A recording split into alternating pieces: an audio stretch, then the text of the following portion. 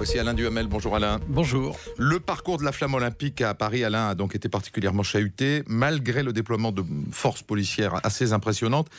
Vous pensez toujours que c'est un échec pour la Chine ?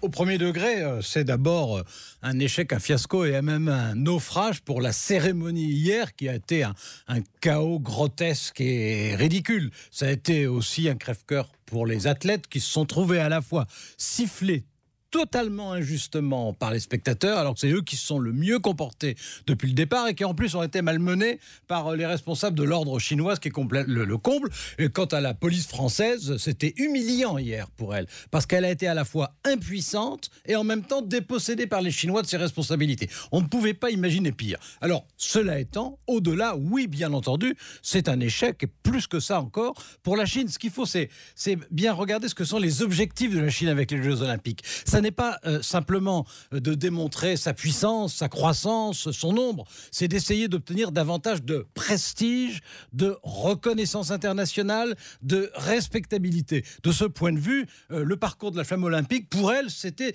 une énorme opération de promotion. Or, elle se passe de façon cataclysmique. Donc pour la Chine est en train en ce moment de perdre la première manche, de perdre la bataille de l'image et de l'opinion. Pour elle, ce qui se passe, c'est d'ailleurs pour ça qu'elle ne le retransmet pas à sa télévision, ça ressemble à un cauchemar. Oui, mais est-ce que ça peut concrètement faire avancer la cause des droits de l'homme en Chine ? Bon, écoutez, d'abord, ce qu'il faut dire, c'est que les manifestations dans les pays occidentaux, c'est légal, légitime, logique et même souhaitable. Et que de ce point de vue, d'ailleurs, la grande différence, c'est entre Saint-Pétersbourg, où il n'y a pas une manifestation parce qu'elles étaient interdites, parce qu'il y a une solidarité entre les régimes despotiques, et puis Londres, Paris, demain San Francisco, où bien entendu, on verra la contestation rivaliser et s'exposer en permanence. Alors, cela étant, il ne faut pas être naïf.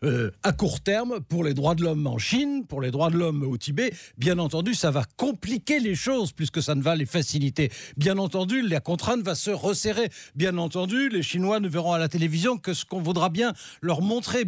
Jacques Roche, le président du comité olympique, comme vous le disiez à l'instant, a pris position hier contre les violences.